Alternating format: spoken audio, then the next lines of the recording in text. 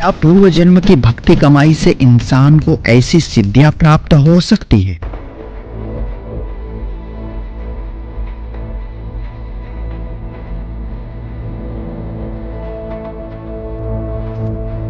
जिससे वो देवताओं जैसी शक्तियां अपने अंदर समावेश कर लें? ऐसा ही एक किस्सा है भगत संजय रजक का, जिसे पूर्व जन्म की भक्ति कमाई से कुछ ऐसी सिद्धियां प्राप्त होने लगी थी जिससे वो दीवार के आर पार भी देख सकता था। हमारे पास सिद्धि ऐसा था कि हम कोई अगर ये कह दे कि दीवार के अंदर उस पार में क्या चीज़ रखा हुआ है, तो उस चीज़ों को हम एक नज़र से देखते देखते उस दीवार के उस पार को हम चीज़ को देखने लग जाते कि उस पार में क्या रखा हुआ है। जिन सिद्धियों को प्राप्त करने के लिए ऋषि मुनियों ने अपने शरीर गला दिए, लेकिन इतने कठोर तप करने के बाद भी ये ऋषि मुनि जिस सिद्धि को नहीं पा सके, उस सिद्धि को भागलपुर बिहार के रहने वाले संजय रजक ने आसानी से पा लिया।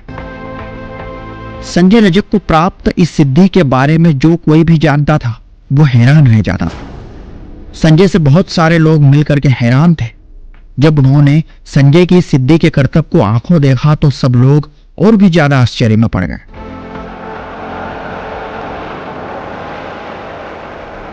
कितने आश्चर्य की बात है कि संजय अपनी सिद्धि के बल पर सुषुम्ना द्वार में प्रवेश कर जाता था और ऐसे लोगों में पहुंच जाता था जहां साधारण इंसान नहीं जा सकता। जो हमारे गुरुजी पहले जो साधना बताए थे, वो साधना हम गंगा नदी के किनारे अपना ध्यान लगाते थे और ध्यान लगा के और उस सुषुम्ना के द्वार जो है, जो 10वां द्वार बोलते हैं, उसी द्वार में से हम अपनी सुरती को लगाकर और उस 10वां द्वार में प्रवेश कर जाते थे।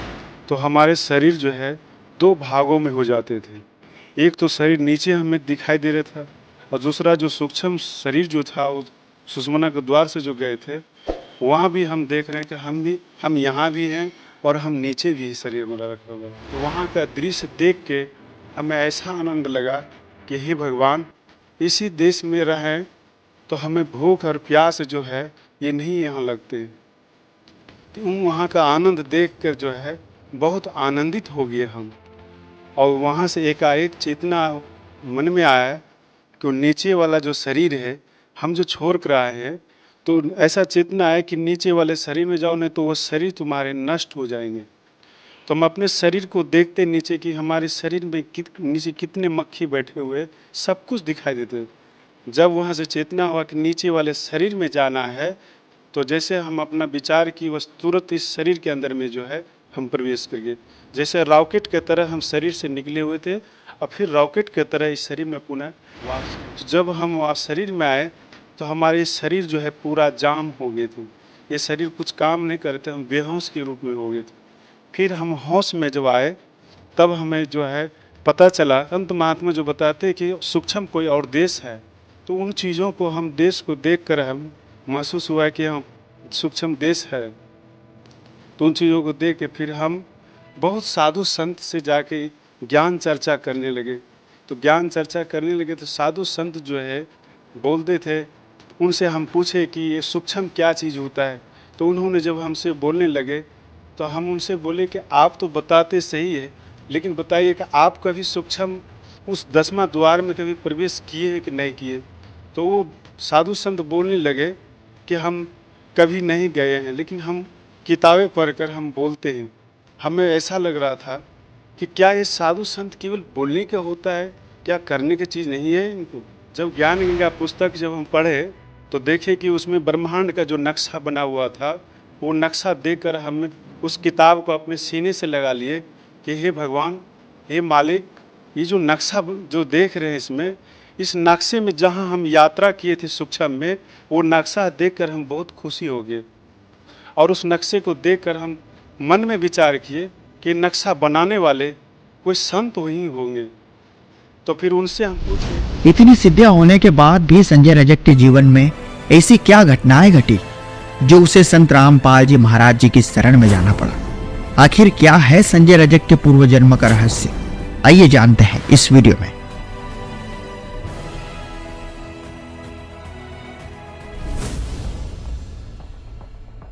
सर नमस्कार। नमस्कार। सर क्या नाम है आपका? संजय रजक। कहाँ से हैं सर आप? भागलपुर बिहार से। सर संत रामपाल जी महाराज से नाम दीक्षा कब लिया आपने? 2013 में लिए ना। सर संत रामपाल जी महाराज से नाम दीक्षा लेने से पहले आप क्या भक्ति करते थे? हम पहले संत मत से जुड़े हुए थे और संत मत से जुड़ के जो है अपने दीक्षा प्राप्त करके जो हमारे गुरुजी पहले जो साधना बताए थे वो साधना हम गंगा नदी के किनारे अपना ध्यान लगाते थे और ध्यान लगा के और उस सुषमना के द्वार जो है जो 10वां द्वार बोलते हैं उसी द्वार में से हम अपने सुरती को लगाकर और उस 10वां द्वार में प्रवेश कर जाते थे। तो हमारे शरीर जो है 2 भागों में हो जाते थे। एक तो शरीर नीचे हमें दिखाई दे रहा था और दूसरा जो सूक्ष्म शरीर जो था वो सुषमना के द्वार से जो गए थे वहाँ भी हम देख रहे हैं कि हम यहाँ भी हैं और हम नीचे भी शरीर हमारा रखा हुआ। तो वहाँ का दृश्य देख के हमें ऐसा आनंद लगा कि हे भगवान इसी देश में रहें तो हमें भूख और प्यास जो है ये नहीं यहाँ लगते हैं। तो उन वहाँ का आनंद देखकर जो है बहुत आनंदित हो गए हम और वहाँ से एकाएक चेतना मन में आया कि नीचे वाला जो शरीर है हम जो छोड़ कर आए हैं तो ऐसा चेतना है कि नीचे वाले शरीर में जाओ नहीं तो वो शरीर तुम्हारे नष्ट हो जाएंगे। तो हम अपने शरीर को देखते नीचे कि हमारे शरीर में नीचे कितने मक्खी बैठे हुए सब कुछ दिखाई देते। जब वहाँ से चेतना हुआ कि नीचे वाले शरीर में जाना है तो जैसे हम अपना विचार की बस तुरंत इस शरीर के अंदर में जो है हम प्रवेश कर गए। जैसे रॉकेट के तरह हम शरीर से निकले हुए थे और फिर रॉकेट के तरह इस शरीर में पुनः वापसी आ गए।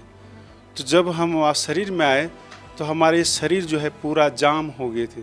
ये शरीर कुछ काम नहीं करते, हम बेहोश के रूप में हो गए थे। फिर हम होश में जब आए तब हमें जो है पता चला कि परमात्मा संत महात्मा जो बताते हैं कि सूक्ष्म कोई और देश है। तो उन चीज़ों को हम देश को देख कर हमें महसूस हुआ कि हम सूक्ष्म देश है। तो उन चीज़ों को देख के फिर हम बहुत साधु संत से जाके ज्ञान चर्चा करने लगे। तो ज्ञान चर्चा करने लगे तो साधु संत जो है बोलते थे, उनसे हम पूछे कि ये सूक्ष्म क्या चीज़ होता है। तो उन्होंने जब हमसे बोलने लगे तो हम उनसे बोले कि आप तो बताते सही है लेकिन बताइए कि आप कभी सूक्ष्म उस 10वां द्वार में कभी प्रवेश किए हैं कि नहीं किए। तो वो साधु संत बोलने लगे कि हम कभी नहीं गए हैं लेकिन हम किताबें पढ़कर हम बोलते हैं।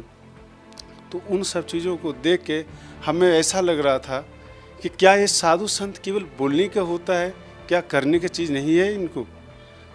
तो उन सब चीज़ों को देख तो हम गंगा नदी के किनारे जो रह रहे थे पहले इन सब साधनों को जब हम देखे तो हमारे जो पहले लाल वस्त्र हम पहने हुए थे, हमारे दाढ़ी जो थे इतने बड़े बड़े थे और हम बहुत साधु संत से ज्ञान चर्चा किए।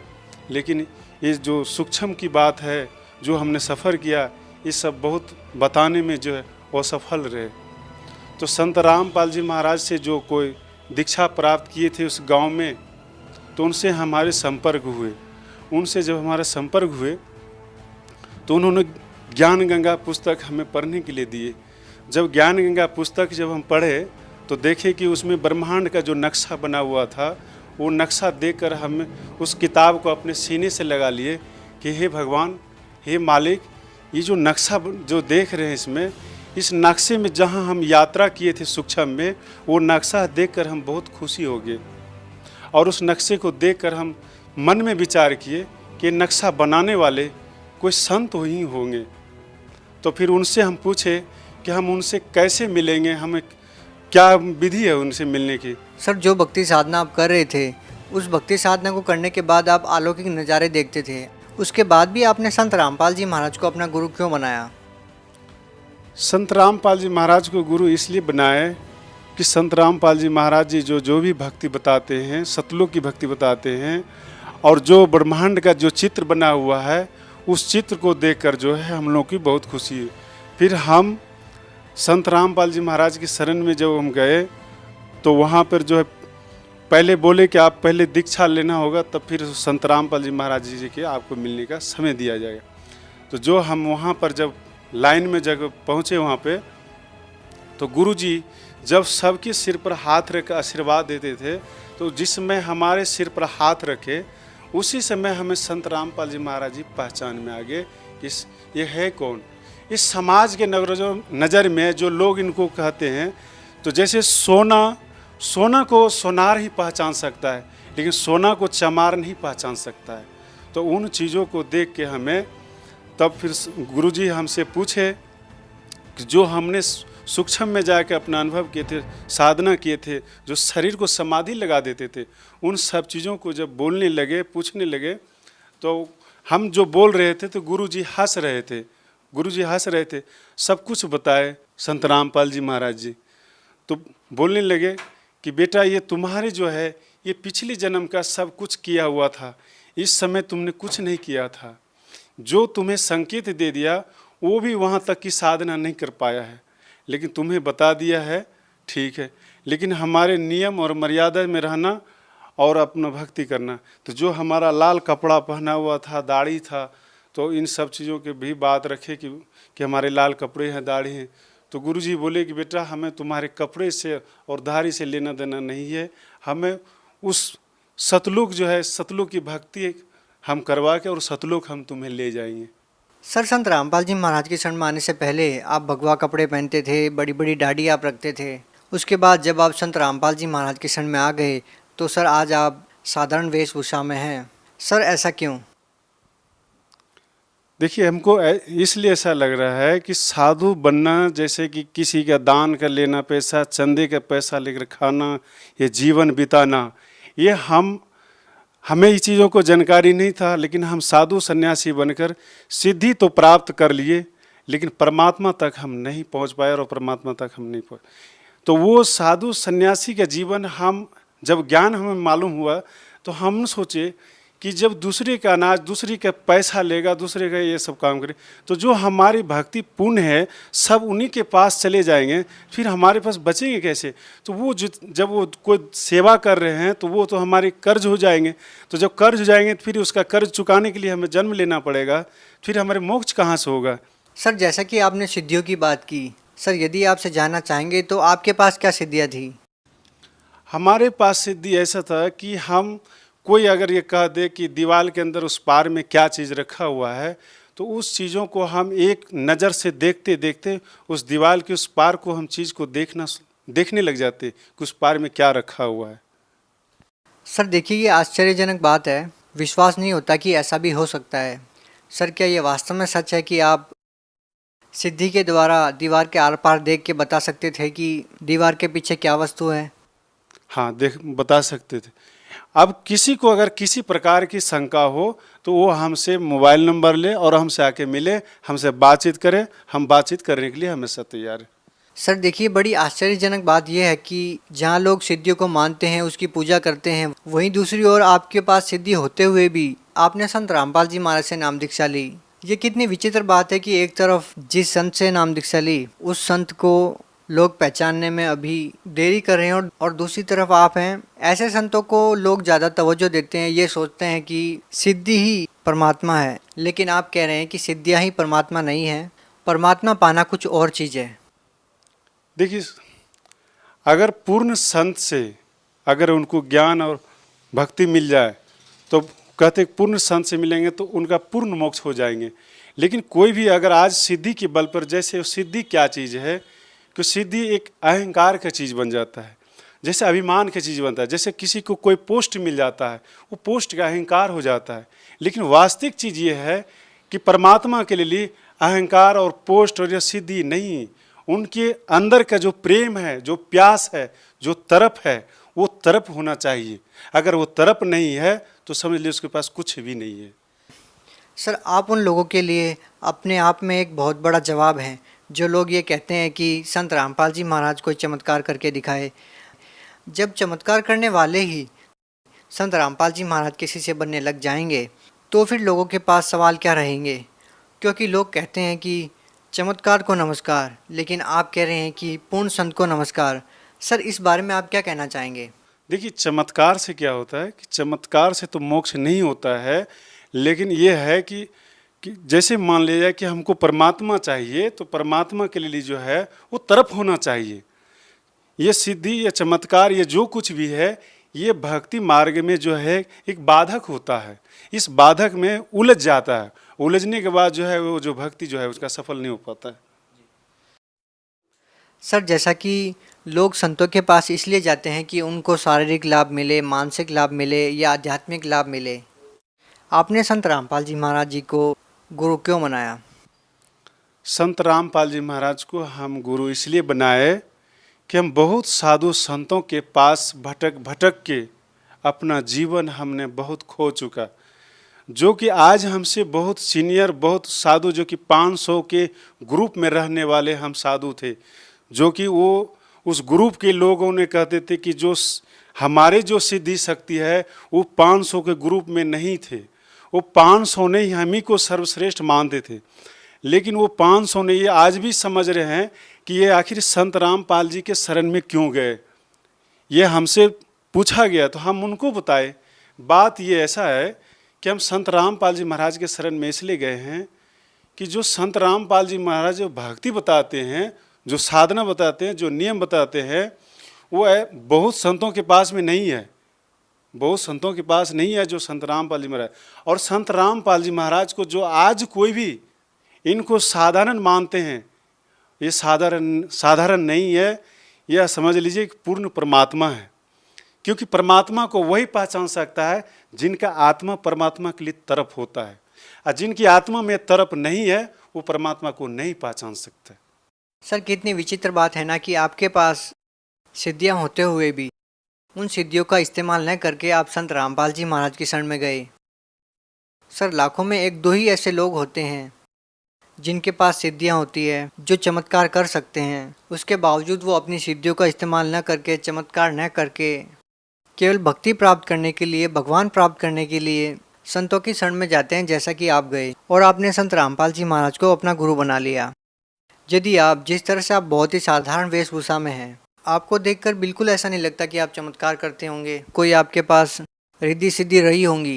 यदि आप इस टाइम पे यदि भगवा कपड़ा पहन लेते हैं, लंबी दाढ़ी बढ़ा लेते हैं और चमत्कार करने लग जाते हैं, रिद्धि सिद्धियों का प्रयोग करने लग जाते हैं, तो आज आप हिंदुस्तान में लाखों लोगों का प्रतिनिधित्व कर सकते हैं। लेकिन एक बहुत बड़ी बात है कि आपने मान बढ़ाई को त्याग कर संत रामपाल जी महाराज को अपना गुरु बनाया।